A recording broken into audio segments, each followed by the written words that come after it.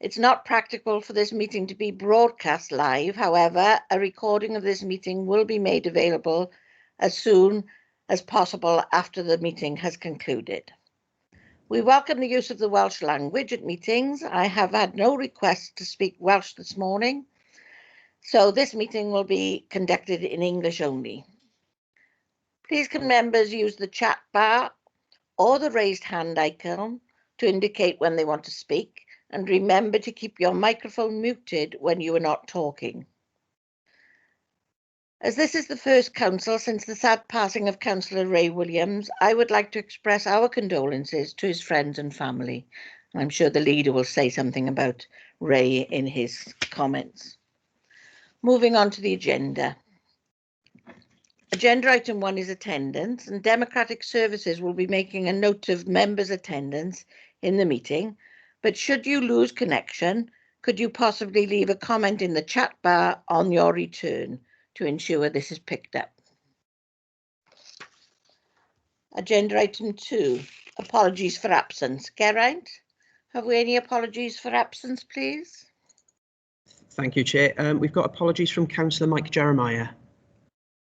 Thank you. Are there any other apologies from the screen? I was going to say the floor then, but no.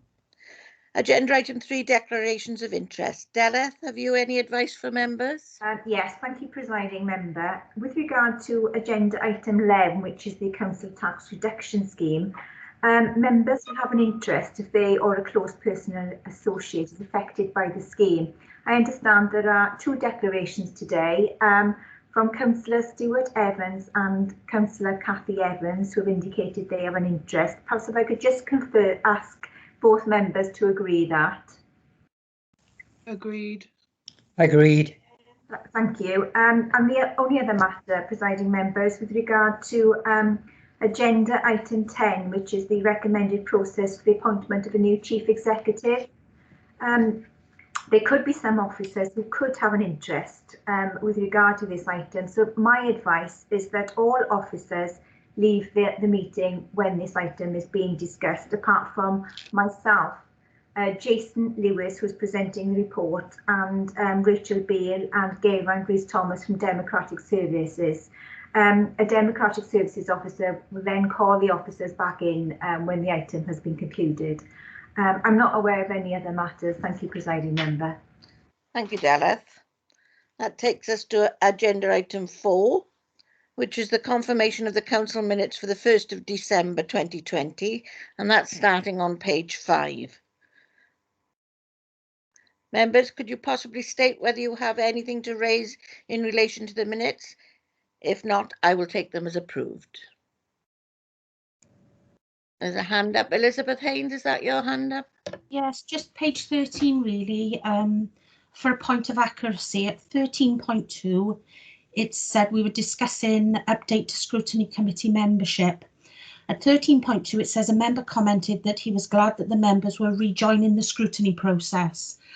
Although that might be an accurate reflection of the minute of the meeting, it isn't accurate in that all councillors are already part of the scrutiny function in this council, because we are and have always been part of the cross-cutting and overview. So we weren't rejoining the scrutiny process, we were already part of that, with probably the biggest portfolio for budgets.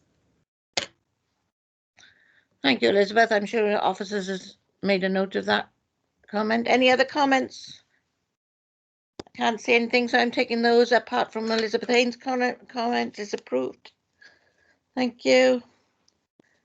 That takes us to agenda item 5, which is an update on actions. Members, the updates on what has been done to implement our previous decisions start on page 39 of the agenda. Could you possibly indicate whether you have any questions or comments? I can't see any. So can I ask members whether they agree to note the update on the actions? Thank you, members. They noted. Agenda item 6. We have no petitions this morning, so moving on to agenda item 7, public question time. There are no public questions, so we'll move on. Agenda item 8, announcements from the leader and Chief Executive. Leader, do you have any announcements, please?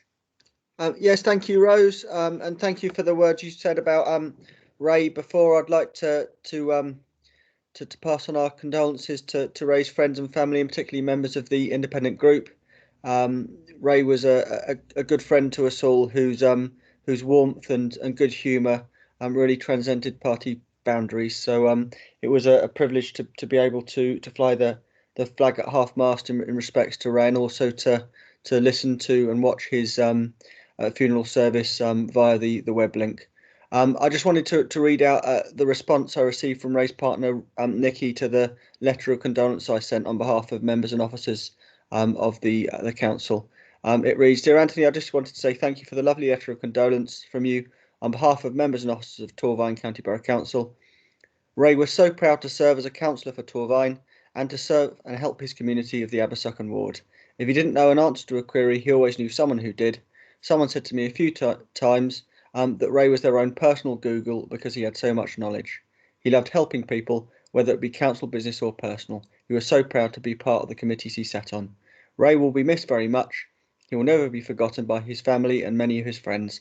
I wish all of the members and officers of Torvine County Borough Council good health and wishes for the future. Stay safe, everyone." And I think that's a lovely sort of message to pass back to you as members. And I hope you're all safe and well in these difficult and troubling times. I know it's hard sometimes at the moment with the lack of sort of companionship we have from seeing people in person and seeing our friends in person, and so tragedies like that are even more hard to come to terms with. So you're all in my thoughts. I just wanted to say thank you as well for all the support you continue to give to your communities and the support that you've given to the Coronavirus Support Fund. And we've managed to attract other donors. Thank you to the community councils and other organisations who've helped replenish those funds. As a result of that, we've been able to continue our arrangements with Fair Share Cymru, who are supplying us to supply the 10 food distribution points that we use, and also to help the Eastern Valley Food Bank out. We've helped organisations including the Trussell Trust, Eastern Valley Food Bank, with storage support to help them handle the really generous donations they've had from members of the community as well.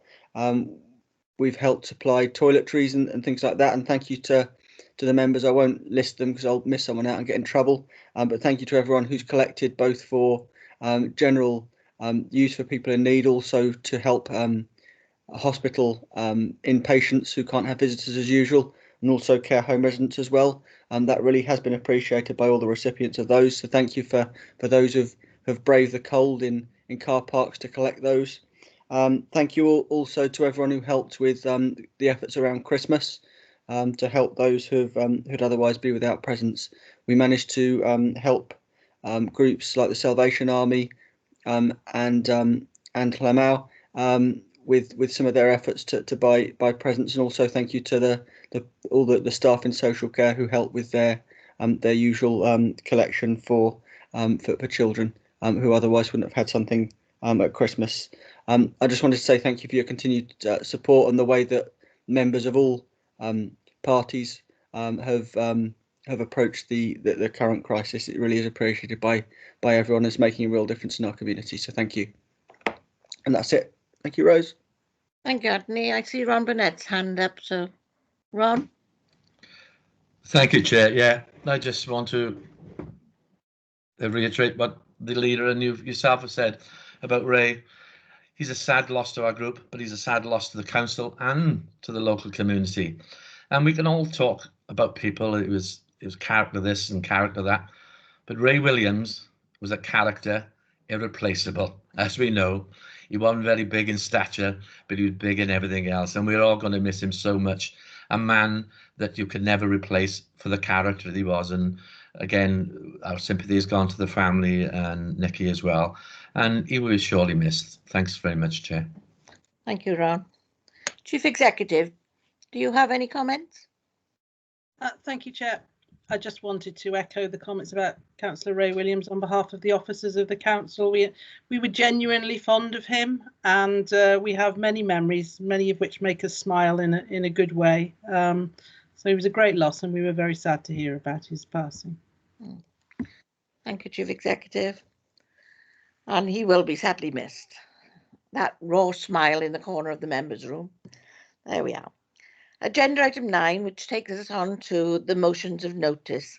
There are no motions on notice, so moving on, it takes us to agenda item 10. Delyth Harris's advice is for officers to please remove themselves from the screen. I'll give you a few minutes, and Geraint, can you let me know when everybody's out, please? No problem. I'll give him a minute now.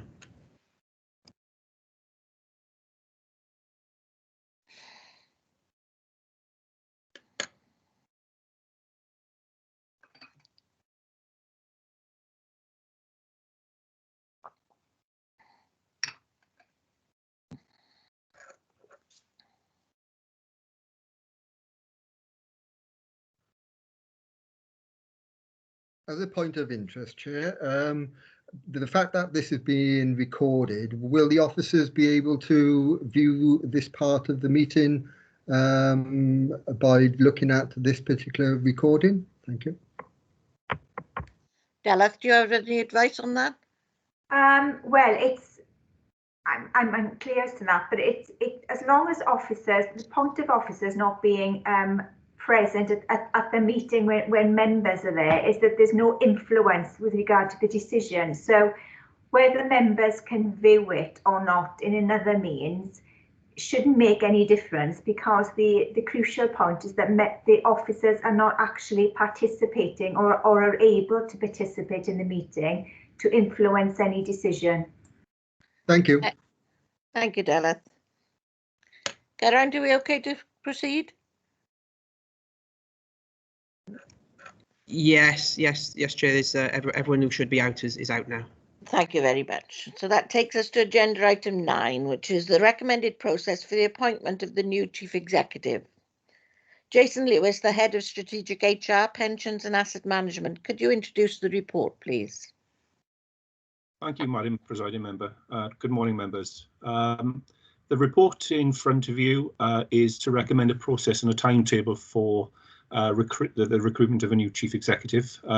You'll all be aware that Alison has announced that she wishes to retire from the 31st of March this year, and she's been in the role since 2004.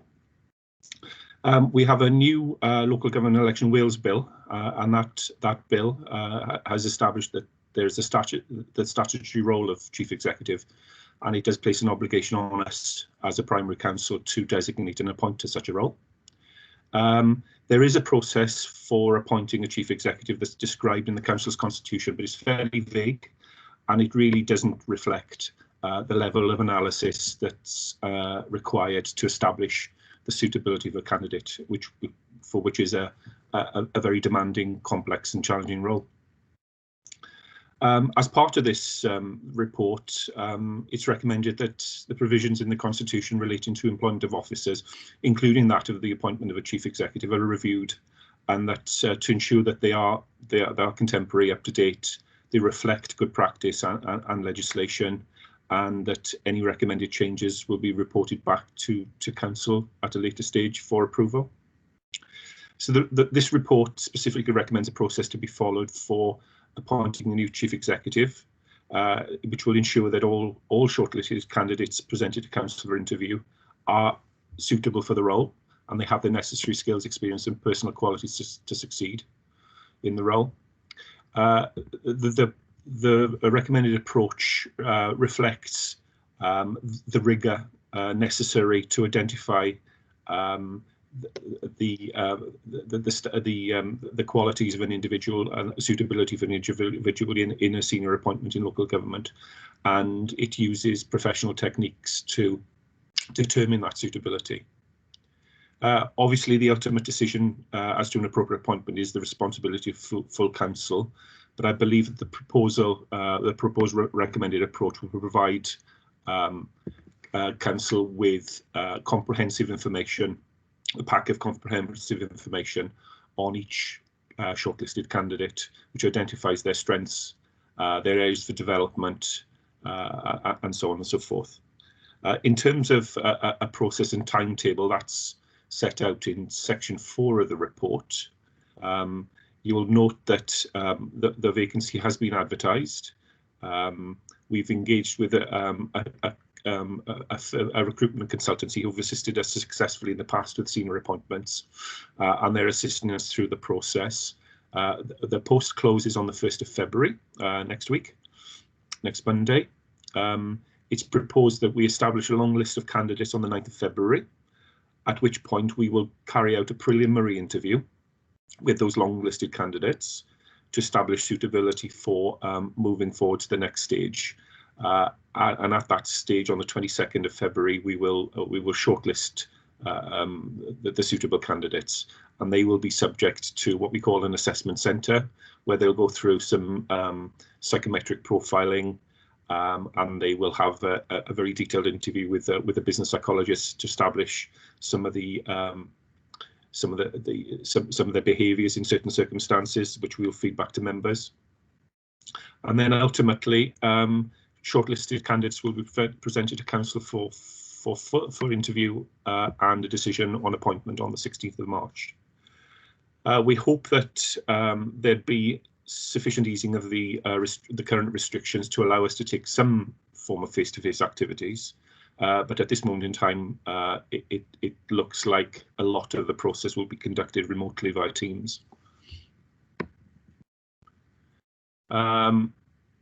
What I'd anticipate is the shortlisted candidates will be required to present to council on a relevant topic, and that members will ask a series of questions of each candidate.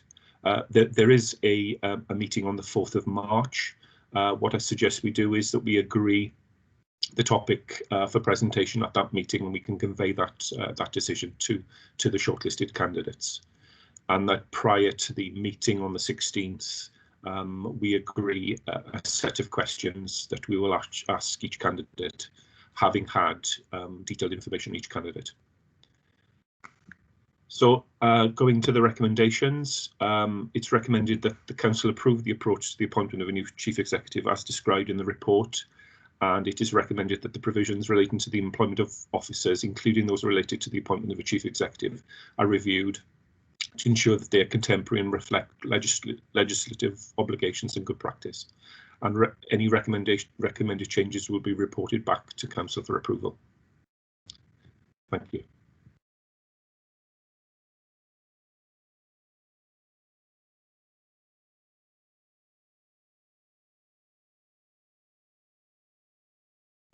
You're on mute, Chair, sorry.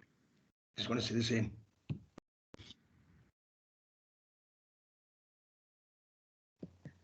Jason O'Connell, would you like to speak, please? Yeah, can do, Chair. I think Councillor Crick was before me. Yeah. Thank you very much, Rose, and thank you, Jason, for that. Looking at this timetable, I'm assuming that most candidates would probably have to give 3 months' notice. So we're looking for appointment July, August. In terms of them taking up their appointment, just to clarify. It is. You're correct, Councillor Crick. It is typically 3 months' notice. But we hope to influence that once we make the appointment and reduce that as much as possible. Thank you, Jason. Jason O'Connell. Sorry. Yeah, thank you, Chair. My question, you did touch on the impact of the coronavirus restrictions, and I think given the importance of the role, it is pretty much crucial to have face-to-face interaction between the selection board. So if the restrictions are extended beyond the March period, what backup plan do you have to incorporate some kind of physical face-to-face interview or assessment? Thanks, Councillor O'Connell. I'd hope that some aspects of the assessment could be conducted, as I've mentioned, on a face-to-face basis. We would hope that at least there's some form of socially distanced activity that could take place. Whether that once we get to council in March, it's very difficult to say what will be allowed and what won't be. At this moment in time, we're working within the restrictions, I guess, and looking to make an appointment, working within those restrictions. But let's hope that some aspects, at least, can be conducted on a face-to-face basis. Thank you. Thank you. Just a quick follow-up. Can you say how many applicants have been received at this time? I can. Well, I can. As of last Friday, I think we had five applications as of last Friday. But there tends to be a flurry of activity towards the closing date of a job, so we would hope that we would have more than that. And the closing date, Jason, is the 1st of February, yes? Yes. Thank you. Any other comments? I can't see any other comments. If I've missed any, please shout. No? Okay. So it's to the recommendations, which Jason's already read out. It's in 7.1 and 7.2 of the report. It's recommended that the council approve the approach to the appointment of the new chief executive as described in the report. And it's recommended that the provisions relating to the employment of officers, including those relating to the appointment of the chief executive, are reviewed to ensure that they are contemporary and reflect legislative obligations and good practice. Any recommendation changes will be reported back to council for approval. Are you all happy to accept those recommendations? Thank you very much. That's that one. Takes us to agenda item 11, which is the council tax reduction scheme on page 45. Chair, sorry to interrupt, Chair, but would you like me to bring the officers back in who we removed for that item? Apologies, good job, somebody's on the ball. Thank you, Gavin.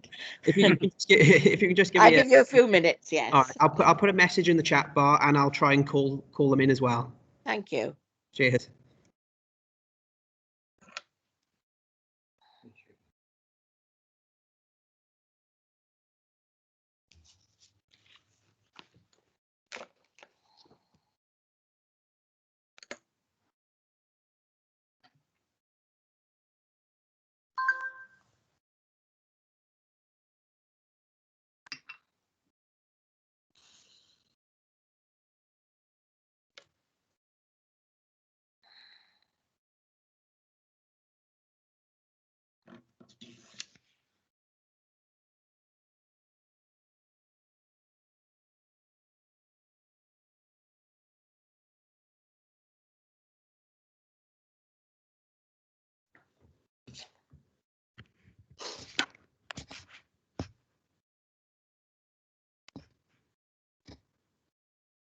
Welcome, Nigel.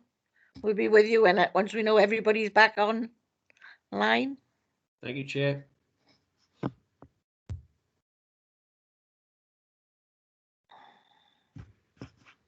I think you can press on now if you like, Chair. Thank you, Geraint. Nigel, would you like to present your report, please? Yes, thank you, Chair. This is a standard report that comes every year. There are no changes from last year. We've had to approve this scheme before the 31st of January each year since 2013. It ensures we can provide up to 100% CTR, council tax reduction scheme support within Wales for those who are most vulnerable. So as it's a standard report, the same as last year, happy to take any questions, Chair. Thank you, Nigel. Any questions to Nigel on this report? There is no changes, I understand. No, we're happy to agree that this report goes forward. Anthony? Thank you, Rose. Just wanted to welcome the report and thank officers for the work they've put in it alongside Kelly as the executive member, and also just to welcome the fact that we continue to have 100% CTRS support scheme in Wales, which means that the people in most need don't have a residual bill to pick up like is happening in other parts of the United Kingdom. I think that's very important because that's some of the most economically disadvantaged people in our communities who can have their council tax bill paid as opposed to having to pick up a residual 10, 20, 30% of the bill. Thank you, Anthony. That takes us to there's a hand up. Can I see who's speaking? Me, Rose. Oh.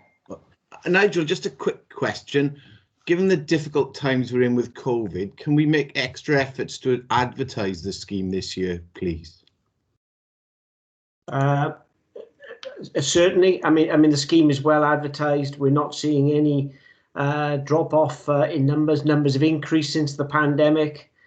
We are looking, or we've been asked to look to put something in with the council tax bills this year, so that something drops out of the bills when people get it.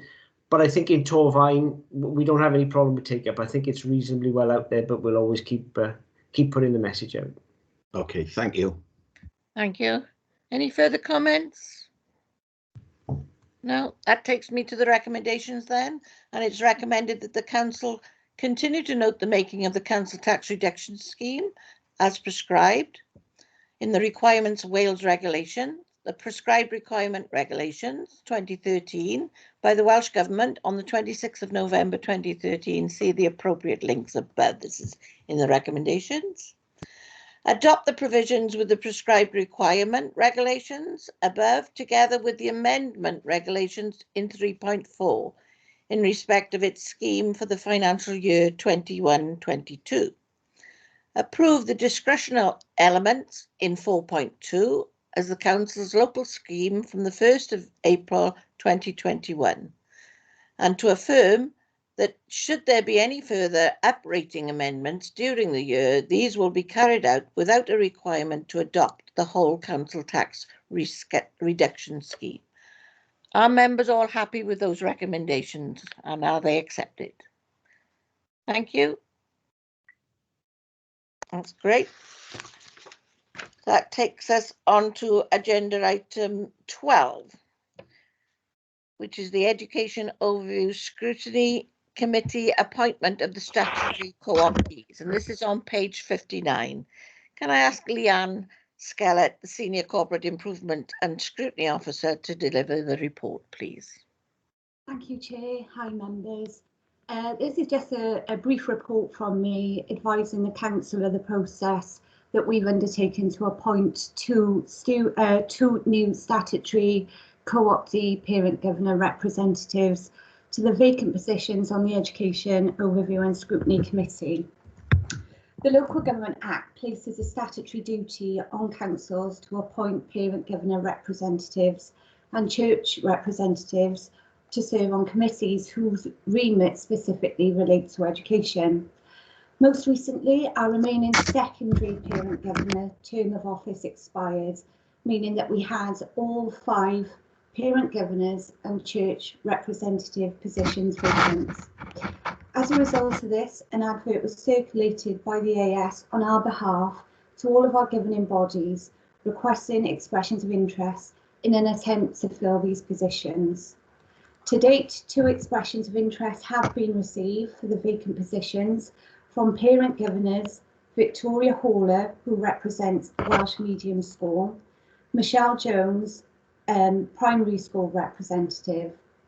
So far, informal chats, interviews have been undertaken on Teams for these candidates, and it's felt that these individuals would be a welcomed asset to the Education Overview and Scrutiny Committee. Unfortunately, no other expressions of interest were forthcoming for the roles of secondary school parent governor, Roman Catholic Church or Church in Wales representatives. These positions, however, will be re-advertised and consideration will be given as to how we can attract more interest going forward. The Council's constitution states that full council will make appointments to these committees, including appointments to fill vacancies. So I'm therefore seeking approval from members to appoint these candidates. Are there any questions? Thank you. Are there any questions to Leanne on this report? It's merely bringing the statutory reps up to date on the Scrutiny Committee of Education. No, I can't see anything. The comments and the recommendations are at 7.1 of the report. I don't think you need me to read because Leanne's said them quite clearly.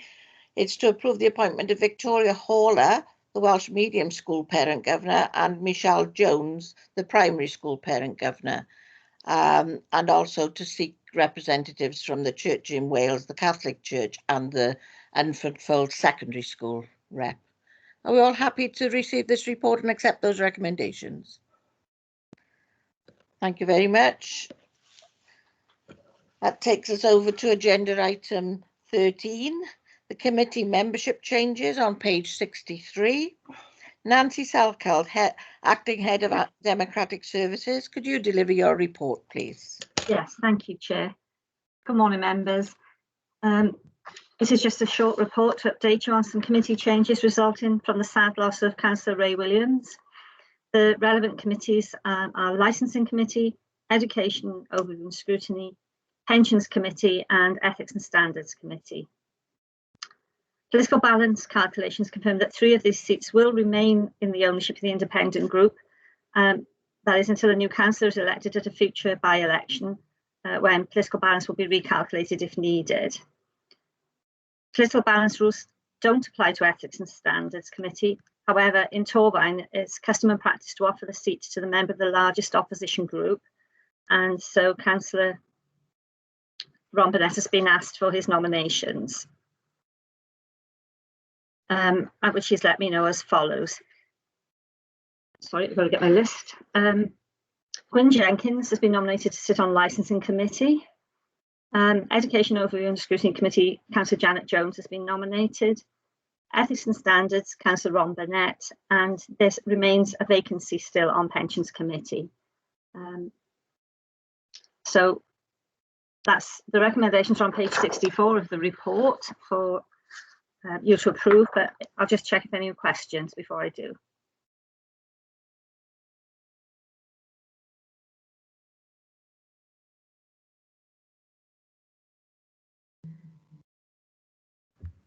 Sean's silent. You're still muted, Rose. Please. Apologies for that. Thank you, Nancy. The recommendations are on 7.1 and 7.2. I don't see any yet. Oh, there's a hand up. Karen, can you tell me who's? It's Councillor Karen. I think he's me. Really, just expressing some concerns that there is still a vacancy on the Pensions Committee, of which I'm the chair. It would be nice if we could fill that vacancy. Okay, and Ron Burnett, your hand is up. Yes, thank you, Chair. Yes, I'll put my name forward for the pensions. Oh, thank you very much for that. That's very good. Did you catch that, Nancy? Yes, thank you. So I'll just amend that then, that Pensions Committee is Councillor Ron Burnett. So with that amendment, I'm asking members to agree the recommendations at 7.1.7.2. Is everybody happy with those recommendations? Thank you very much. Ron, your hand's still up. All right. Thanks. Thank you.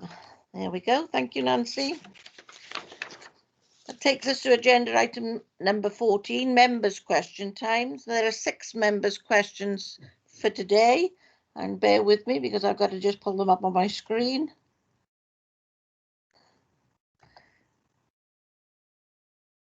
Hang on.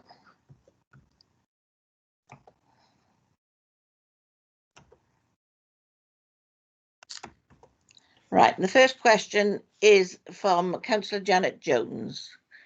Thank you, Chair. On December the 17th, the Executive Member for Resources, Councillor Kelly Preston, approved funding to the sum of £74,700 from the Strategic Change Reserve to fund external consultancy work on the future investment at Green Meadow Community Farm, with the acknowledgement that this be implemented urgently to ensure the tenderer could be engaged and not delay the project. On behalf of the independent group, can members please advise what is the project and why there is a need to employ external consultants when we have perfectly skilled officers within Torfaen County Borough Council who can effectively source grants and any interest there may be in this facility. Kelly, would you like to come in with that?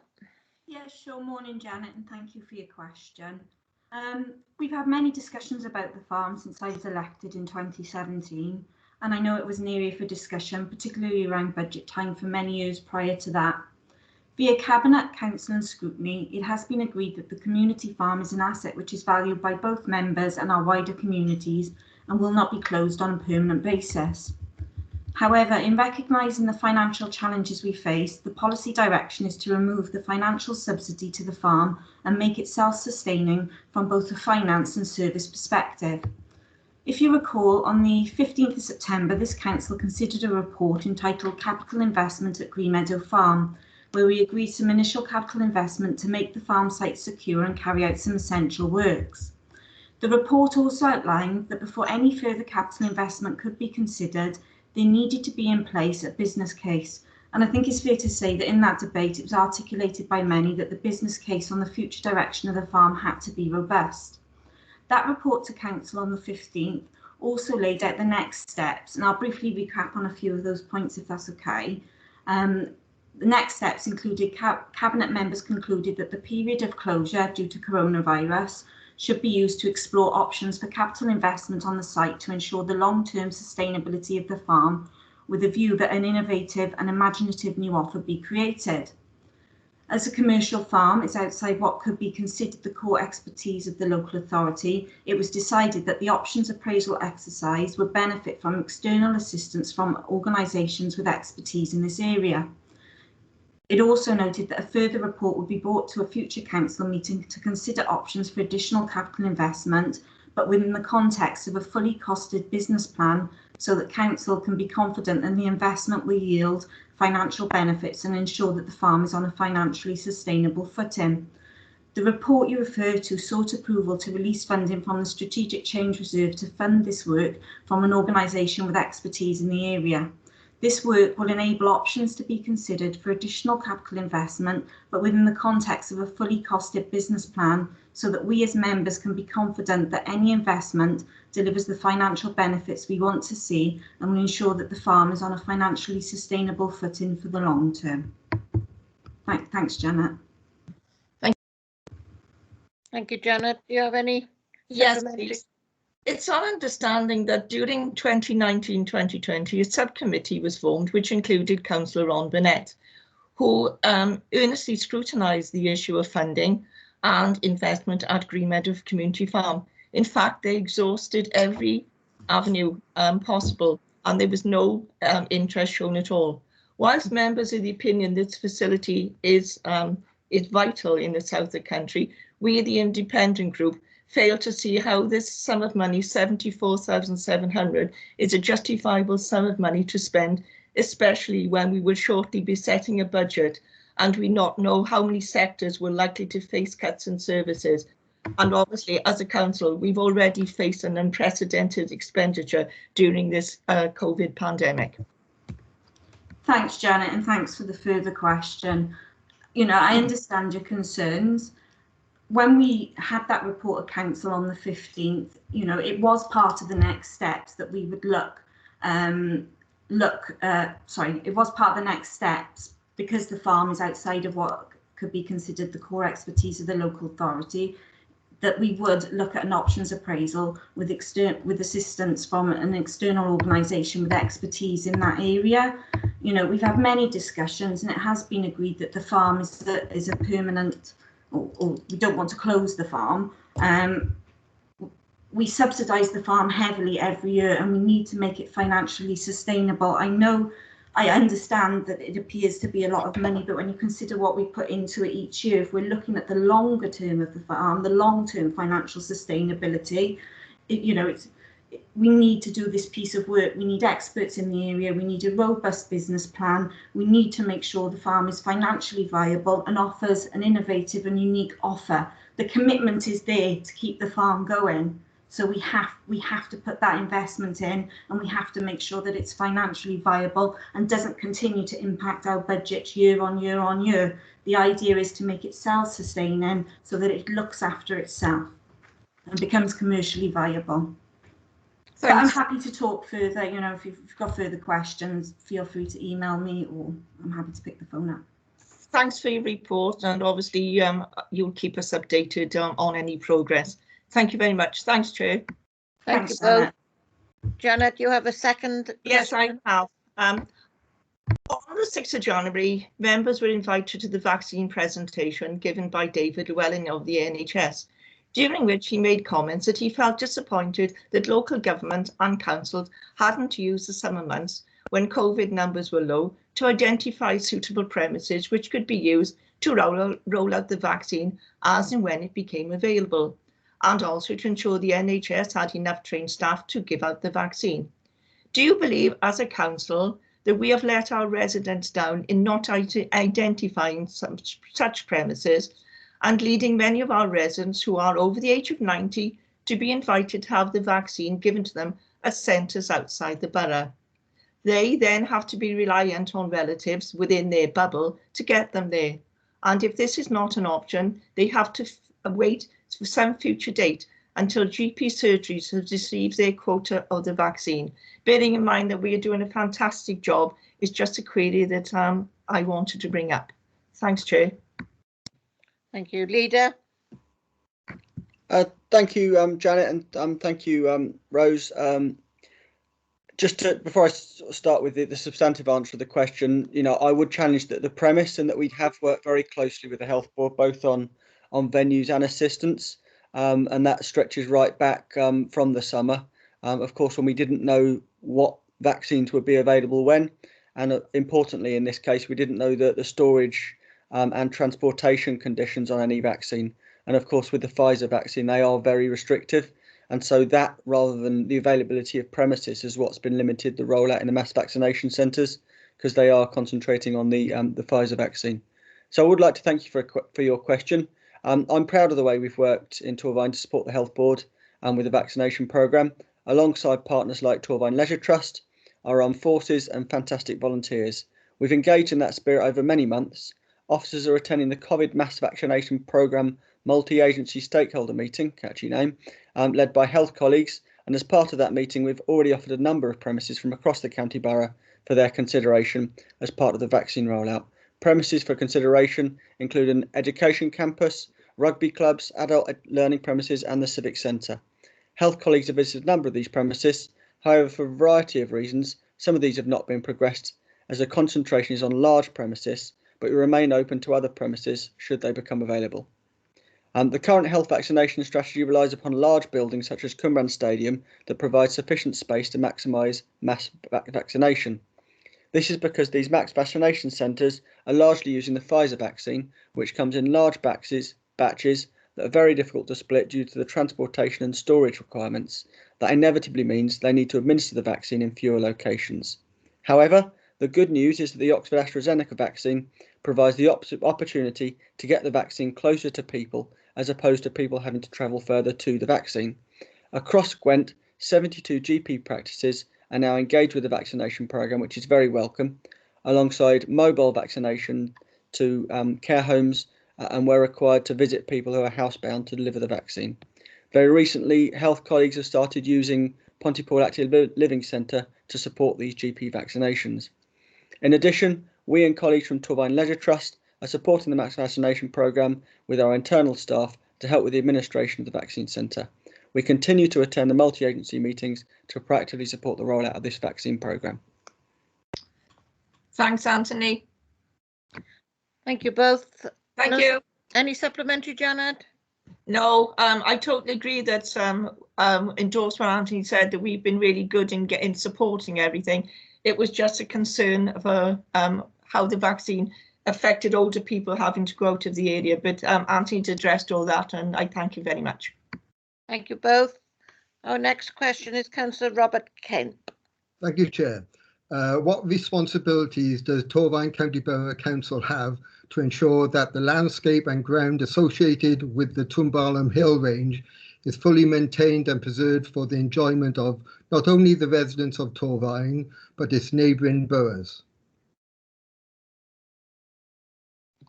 Executive Member for the Environment, Mandy, are you answering this one? Thank you, Rose. Thank you for your question, Councillor Kemp.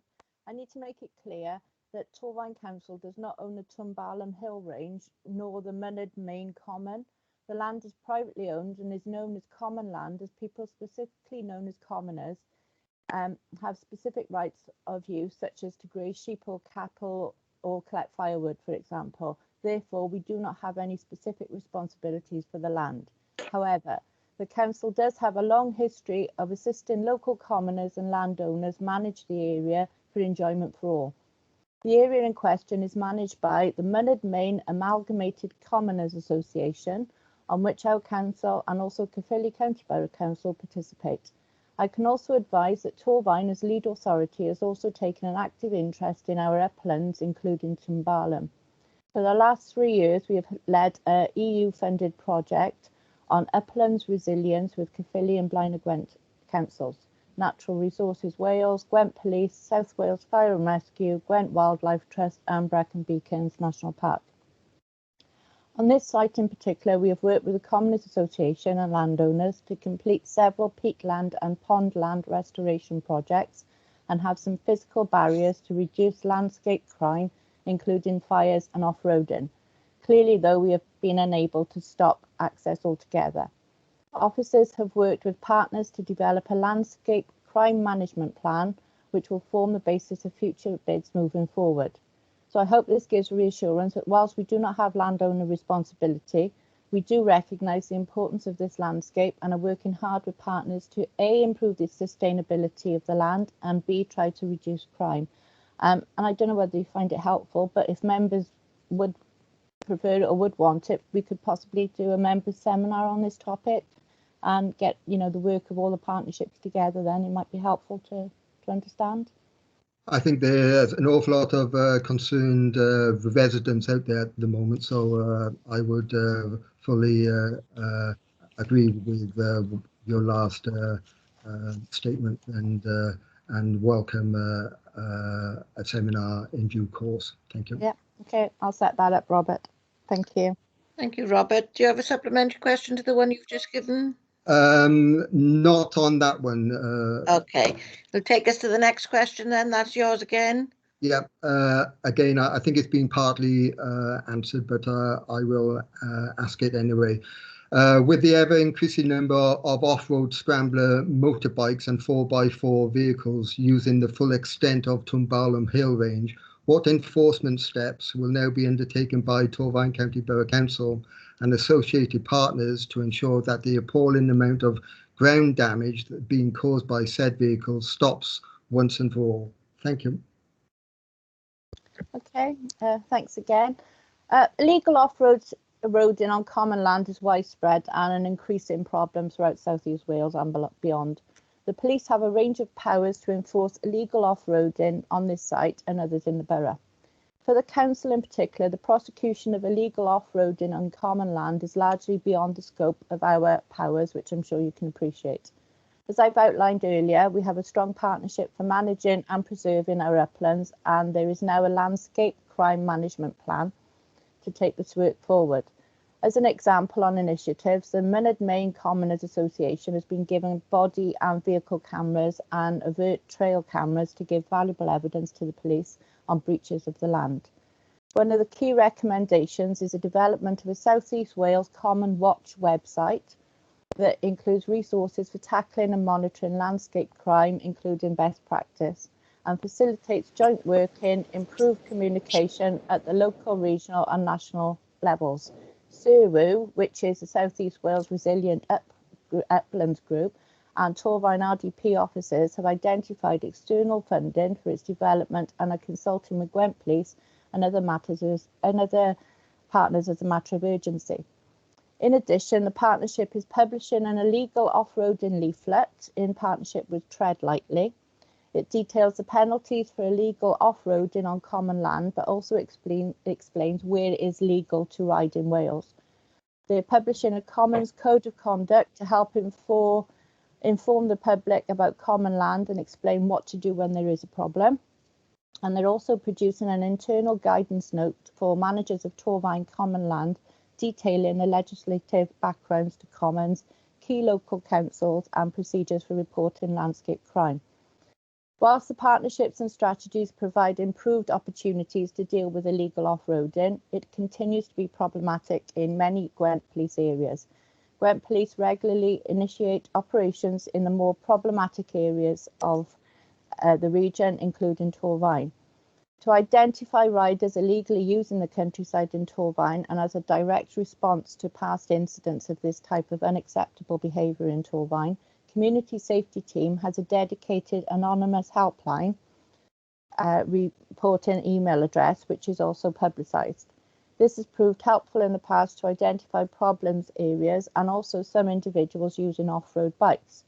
And unfortunately, identification of off-road bikers does prove difficult as there's no registration numbers on the vehicles. They wear masks under the helmets to mask their faces as well. So it is very difficult to identify them. Thank you, Councillor Owen. Councillor Kemp, did you have a supplementary on that one? I don't have a supplementary, but what I would ask is basically, because these are lengthy replies and worthwhile replies, could the executive member send me an electronic copy of both replies in regarding questions 1, 2 and 3? That would help me an awful lot to disseminate all the information, good information, out to concerned residents. Thank you. Thank you, Councillor Kemp. Mandy, I'm sure you'll do that, won't you? I'll do it straight away, Councillor Kemp. Thank you very much. Next question is from Councillor Hugh Bevan. Sorry, I've got one more. Question number 3. Oh. All right, carry on, Councillor Kemp. Sorry, I've scrolled down too many. Yes, sorry. Thank you. What positive conservational measures will now be undertaken to 1, stop further ground deterioration, and 2, repair the shockingly damaged area of land which has been caused by off-road vehicles across, again, the full length of Tumbarlam Hill Range? Thank you. Thanks. I think a lot of the answers in the previous 2 questions covers that, but you know, I've outlined there is a strong partnership in place where we facilitate and access funding for Land Rovers for improvements which they could access. Thank you, Councillor Owen. Thank you, Councillor Kemp. I have got the supplementary because carry on, Councillor Kemp. Yes, I think it's important to basically state how much damage is on the hill. And my supplementary question, with the fact that off-road vehicles have caused severe and long-lasting damage to the landscape by the gouging up of ground, often forming water-filled channels and ruts in excess of 2 feet deep, and the once known small footpaths are now considered to be wide tracks and roads. As executive member for the environment, what assurity can you give to the residents of Torfaen that the Tumbarlam Hill Range will be returned once again to its natural, pleasing, enjoyable and pleasant state? Thank you. Councillor Owen, do you have a comment on that one? Yeah. Unfortunately, Councillor Kemp, it isn't our land, so it's not our responsibility. But as much as we can do, we are doing and working in partnership with other agencies to try and improve things. Thank you, Chair. Thank you, Mandy. Thank you both. Thank you. Councillor Hugh Bevan.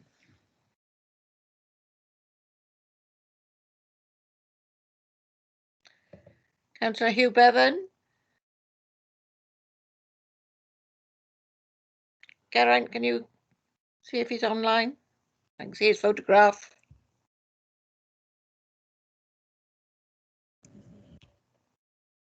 No. Hello? Hello. Hello, can you hear me? Yes, thank you. Carry on with your question, Hugh. Yeah, thank you, Chair. Apologies for that. Obviously, a few technical difficulties. Yeah, I wanted to ask the leader or the relevant exec member, please to give us elected members an update on the situation concerning the coronavirus vaccination program. If he could give us an update how that's proceeding within Torfaen, please, and also with a specific regard to the care home settings as well, please. Thank you, Leader. Hello, can you hear me okay? Yes, thank you. Right, okay. Thank you, Councillor Bevan, for your question. The vaccination programme is led by the Health Board. However, we are working with them to help as a partner organisation, and I'm happy to pass on the information that has been shared with me. As at 3 p.m. on Friday, the 22nd of January, in Torvine, 7,170 residents have been vaccinated, which equates to 9.6% of the eligible Torvine population. As always, please note there's some time lag with that figure. As of Sunday, so 2 days subsequent to those figures, 48,841 people in the ABUHB area had been vaccinated. That includes residents from 89 Gwent care homes and care workers from 90 care homes, with plans in place to do the remaining few as soon as it's safe to do so. 20,471 people in Gwent aged over 80 have been given a first dose of vaccine, along with over 14,000 front-line health and social care staff. The planned supply to ABUHB this week is a further 22,150 doses, so they aim to complete invitation to the over 80s group this week, and are starting on the 75 to 79 age group, and then the 70 to 74 age group, and also the shielding group. The plan remains to vaccinate those top 4 tiers as long as there's sufficient vaccine supply by mid-February. So that's all frontline health and care staff, care home residents and staff over 70s, and those on the shielding list. And I'd like to thank all those, both staff of an Iron Bevan Health Board, Torvine Leisure Trust have been fantastic, providing support and venues. Armed Forces support has been great as well. GP surgeries and their staff and other volunteers have been helping with this rollout. It really did pick up really good pace last week, and I'm pleased to see that the figures are beginning to reflect that. Thank you, Leader. Hugh, do you have a supplementary? Yeah, I do. Just a quick thing. I'd like to thank the leader for his comprehensive response. And in a similar vein to Councillor Kemp, could I ask him if he could supply that answer in writing, please?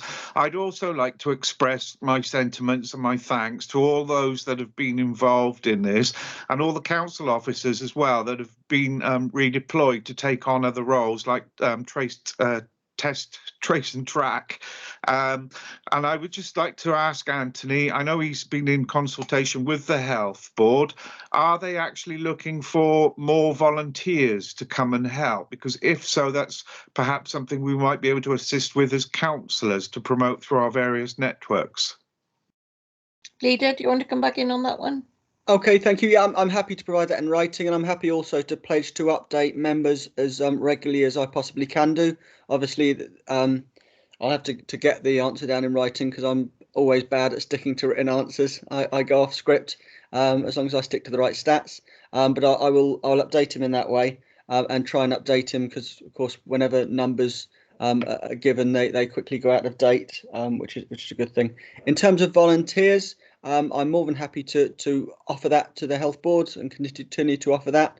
I think the real key at the moment is making sure that vaccine supply comes through. I believe they're well set up at the moment to provide the number of vaccines they need to reach that target. But of course, I will more than willingly pass on that notice for volunteers. One of the issues we've been taking up with them at the moment is the phone line and making sure they've got the staff that are needed to provide responses to inquiries from people. So I'll continue to make known our willingness to help in any way that's needed. Okay, thank you, Leader. Thank you both. That concludes the members' question. Can I thank members for their submitted questions and the relevant executive members and leader for their answers. So that takes us to agenda item 15, sorry, the date and time of the next meeting. And for your information, members, the next meeting is scheduled for Tuesday, the 4th of March, 2021 at 10 a.m. And as a point of information, as we've agreed this morning in the Chief Exec's report, there is another date there to bring back to Council. Thank you. That takes us to agenda item 16, which is the Cabinet decisions. The Cabinet decisions start on page 65 and are for the Council to note. There were no challenges to any of the decisions. Do I have any comments on that? No. Can I ask members whether they agree to note the cabinet minutes, please? Thank you. Noted. Chris, just get around the council is Thursday, the 4th of March. Thanks very much. Not Tuesday, as in my notes. And that takes us to agenda item 17, which is the cabinet decisions of the 12th of January 2021. The cabinet decisions start on page 71, and these are for the council to note. There were no challenges to any decisions. Anyone wishing to ask a question or comment on these cabinet minutes? Can I ask members to agree that and to note the cabinet minutes, please? Thank you. That's the end of the council meeting. Thank everyone for their attendance and their contributions this morning. And everybody take care. Thank you very much. Bye. Thank you, Chair.